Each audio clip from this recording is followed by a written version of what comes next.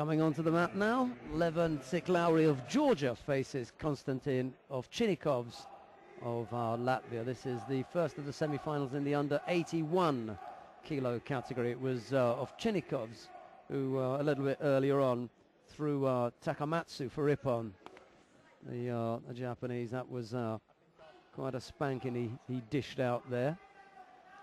So he's going to have quite a handful with Tsiklauri, because Tsiklauri's been knocking them over early on as well. Joined now by the head sports director of the European Judo Union, Denzine White. Early evening, good evening, late afternoon. Denz, how are you doing? Not bad. Good evening, Sheldon. There's been a few good ones today. Tsiklauri, I think you picked out. He's really shone. But Gan Tuvshinjagul, the Mongolian in the 81, another young kid that Dr. Pagva has brought over. Yeah, he's in the next semi-final. He was great. Haven't seen him before.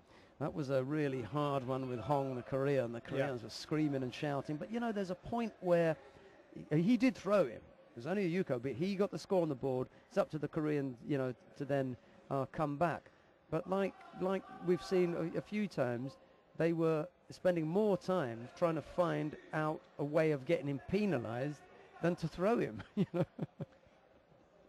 Well, I think the Mongolian was fortunate. There were a few times when he, especially at the end, the last 40 seconds. Well, there were a couple of occasions where he did touch below the belt. He did grab the leg, and I think the commission. Oh, there's one here. Yeah, we saw it. Yeah, allowed it to go, and the last time it was clear. But they've been very lenient on that rule today. So he got away with it, and he's through to the final, semi-final. Oh, there's a beautiful throw from Tsiklauri. He's been banging them over today. And that was a good win for the Latvian against the... Takamatsu, yeah, against the Japanese. He threw him beautifully. Fighter. Yeah. Although, I'd like to look at it again later on, but I think the referee had called mate, and I suspect that throw was after mate. They did, but when we saw, because that's what we thought as well, we were lucky enough, we got to see the replay. As his technique starts, she begins to call the mate. He was in the air before he even heard it. So the initial thinking was that the mate slowed him up. Only slowed him in the air. He was already going.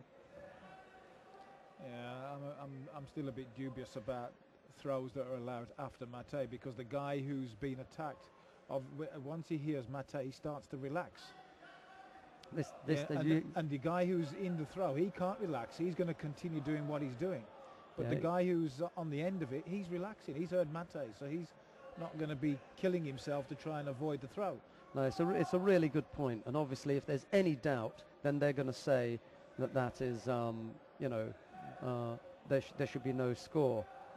But and I've seen this happen on a couple of occasions, where the Ippon has been allowed after mate has been called, and I think that is one rule that needs to be revisited.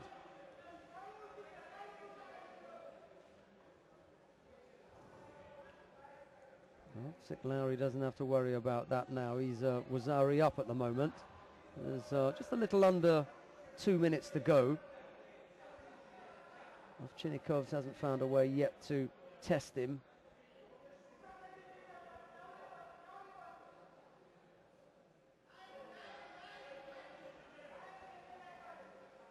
There's a minute and 41 left, and Tsiklauri seems to be in command here. He just picked up a Shido now for some gripping infringement. He's trying to suggest that he's unaware of how he could possibly have been found guilty of a gripping infringement there. But he was he was so stiff with that left hand of OVCINNIKOVS. Yeah. And the thing was, he wasn't looking to do anything with it. That was just held and blocked. Yeah. You know. OVCINNIKOVS must be an awkward one to fight against. He's so tall. You know, he's noticeably taller than most of the majority of other in the 81s. 81s.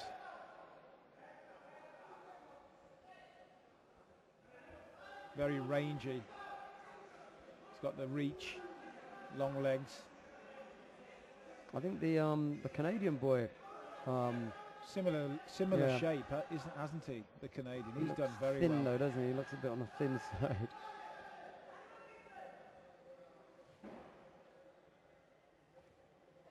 Tsiklauri here is making a bit of a mistake. He's looking tired. He's not looking positive.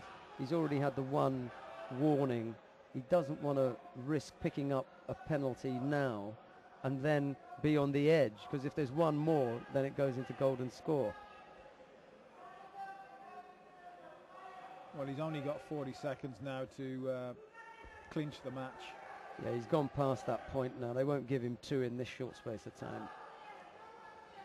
He's under pressure there, though. He's allowed Yeah. himself to be backed up into the corner. He's going to have to watch that. 30 And, seconds left.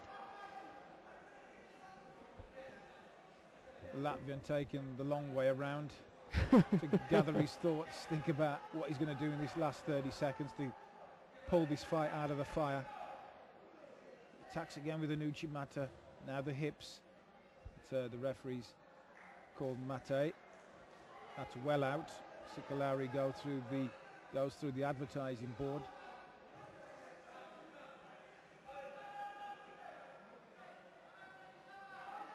Nicholas Gill helping out with the advertising arrangements. Nice counter there from Tsiklauri. That was better, wasn't it? Yeah. Good work from him. 11 seconds left. And that was the one attack that he needed, just to avoid getting wound up. But in any case, he was never going to give up two penalties in the 30 or 40 seconds that remained.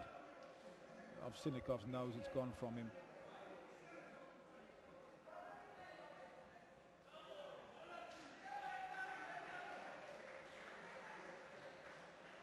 And I think Peter Seisenbacher, the head coach for Georgia, will be well pleased with that. Having